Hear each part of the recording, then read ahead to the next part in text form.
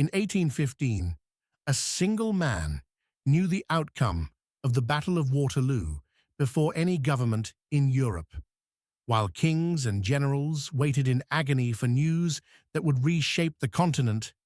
Nathan Rothschild stood in the London Stock Exchange with information that would make him the wealthiest man in the world within hours.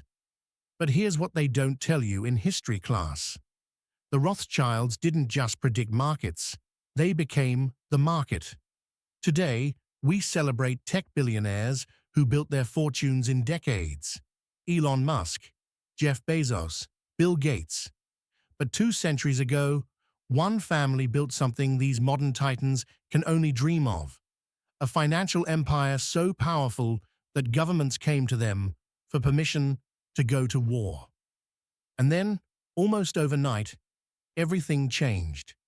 This is the story of how 5 brothers from a cramped ghetto in Frankfurt created the world's first multinational corporation, financed half of Europe, and then watched their empire crumble under forces they helped create but could not control. Because the Rothschilds made one critical mistake, the same mistake every dynasty makes, and you're watching that mistake play out right now. To understand the rise of the Rothschilds, you need to understand what Europe looked like in the late 1700s. This was a world without banks as we know them, no international wire transfers, no stock markets that could move billions in seconds. If a king needed to fund a war, he had 2 options: raise taxes and risk revolution, or borrow money from whoever had it. And here's the problem. Moving money across Europe was nearly impossible. Let's say you're the British government. You need to pay soldiers fighting Napoleon in Spain. You can't just send gold across enemy territory, it'll be seized.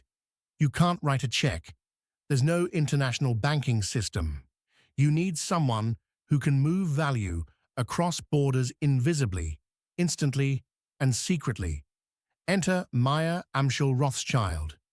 Born in 1744 in the Frankfurt Judengasse, a literal walled ghetto where Jews were locked in at night, Mayer started as a coin dealer. But he understood something revolutionary. Information moves faster than gold. While other merchants were physically transporting money, Mayer was building something different, a network. He placed his 5 sons in the 5 financial capitals of Europe: Nathan in London, James in Paris, Salomon in Vienna, Karl in Naples, and Amschel in Frankfurt.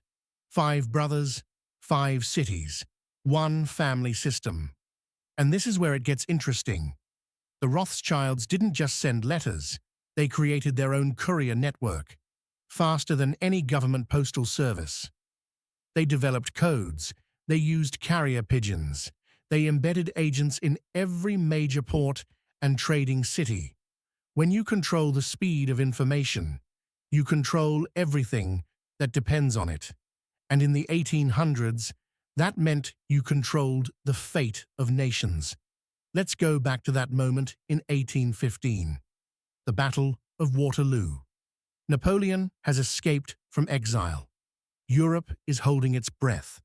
If Napoleon wins, the British Empire faces economic collapse. If Wellington wins, British government bonds will skyrocket in value. Every investor in London is watching the English Channel, waiting for news. Nathan Rothschild already knows. His courier network, faster than the British government's own messengers, has brought him the result. Wellington won. Napoleon is finished. Now here's where the legend splits from reality. Popular history claims Nathan immediately bought British bonds and made a fortune. The truth is more sophisticated and far more ruthless. Nathan didn't buy. He sold. He stood in the stock exchange and began dumping British bonds. Other traders, watching the most informed man in Europe panic sell, assumed the worst. Napoleon must have won. A selling frenzy erupted. Bond prices collapsed, and at the bottom of the crash, With everyone else fleeing in terror, Nathan quietly bought everything back at a fraction of the price.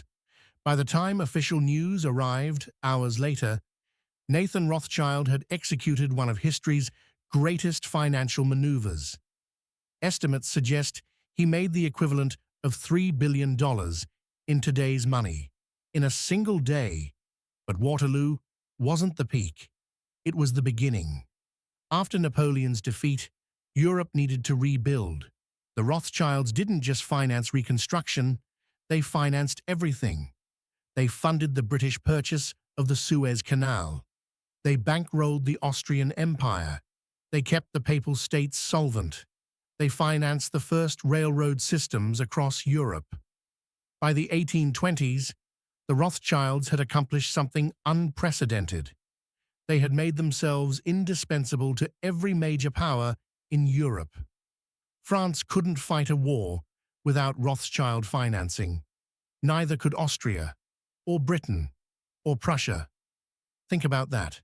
5 brothers from a ghetto now held the credit lines of empires.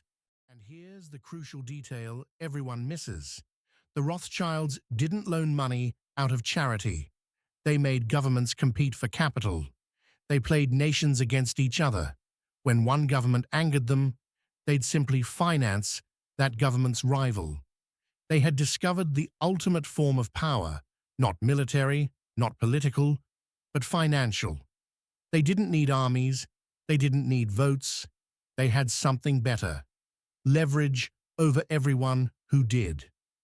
At their peak in the mid-1800s, the Rothschild family was worth an estimated $350 billion in today's currency. More than Musk, more than Bezos, more than the 5 richest people alive today combined. So what happened? The Rothschilds' empire was built on 3 pillars: information speed, cross-border coordination, and government dependency. And between 1850 and 1914, all 3 pillars cracked. First came the telegraph. In 1851, the first undersea telegraph cable connected London and Paris. By 1866, a transatlantic cable linked Europe and America. Suddenly, information that took the Rothschilds days to transmit now moved in minutes, and everyone had access to it. Their competitive advantage in information speed? Gone. But the telegraph was just the beginning. The real threat came from something the Rothschilds themselves had financed: railroads. Railroads required massive capital. The Rothschilds had funded rail lines across Europe, seeing them as another revenue stream.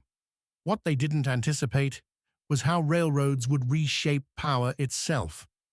Before railroads, moving armies was slow, expensive, and logistically nightmarish. This made war uncertain, and debt-financed wars attractive. Kings needed bankers to fund military campaigns because the outcome was never guaranteed. But railroads changed warfare. Suddenly, you could move 100,000 soldiers across a continent in days. You could supply them continuously. War became faster, more decisive, and more terrible. And this led to a dark realization among European governments. If we can move armies this quickly, we don't need to borrow as cautiously. We can fight faster, win faster, and pay back loans with seized territory. The Rothschilds had accidentally financed their own obsolescence. Then came the second crack: nationalism. Remember, the Rothschilds operated as a transnational family. They had no loyalty to any single nation. Nathan in London considered himself British. James in Paris considered himself French. When Britain and France went to war, the Rothschilds financed both sides and profited regardless of outcome. This worked brilliantly in the era of dynastic wars between royal cousins. But in the late 1800s, something shifted. Wars stopped being fought between kings. They started being fought between peoples. The rise of nationalism meant that a Jewish banking family with divided loyalties became a political target. In France, the Dreyfus affair whipped up anti-Rothschild sentiment. In Germany, nationalist movements painted the family as rootless cosmopolitans undermining the nation. In Russia, the Rothschilds were blamed for revolution and reaction simultaneously. The family that had thrived by being everywhere now found themselves belonging nowhere. And then came the final blow, World War I. The war the Rothschilds couldn't stop, couldn't profit from, and couldn't control. For the first time in a century, European governments didn't come to the Rothschilds for war financing. They didn't need to. They had something new: central banks that could print money and mass propaganda that could sell war bonds to their own citizens. The war devastated the family's Vienna and Frankfurt branches. Hyperinflation in Germany and Austria wiped out massive holdings. The Russian Revolution confiscated all Rothschild assets in the East. But the real death blow was philosophical. The war proved that nations would rather destroy themselves than compromise. That ideological fervor could override economic rationality. That money, for all its power, couldn't stop madness. The Rothschilds had built an empire on the assumption that governments were rational actors who valued stability. World War I revealed that assumption to be catastrophically wrong. In the aftermath, the Rothschilds tried to adapt. They diversified into mining, oil, and industry. They invested in emerging technologies. They became more philanthropic, funding universities, hospitals, and arts.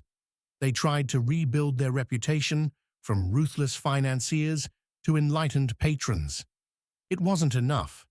The interwar period saw the rise of corporate banks, J.P. Morgan, Goldman Sachs, Deutsche Bank, institutions that were larger, more aggressive, and more aligned with single national interests. These banks didn't have to coordinate across hostile borders. They were embedded within empires and backed by governments. The Rothschilds, still operating as a family partnership, couldn't compete. Then came World War II and the Holocaust. The family's Austrian branch was liquidated by the Nazis. Their Paris mansion was seized and looted. Rothschilds fled across Europe and scattered to America. After the war, they rebuilt, but as separate national entities: Rothschild and Company in France, N.M. Rothschild and Sons in Britain. The family network that had once been their greatest strength had fractured along the very national lines they'd once transcended. They tried forming alliances with other banking houses. They pursued mergers. They went public with some branches to raise capital. If you have not subscribed to this channel, you might not hear when I read your own financial story to the world.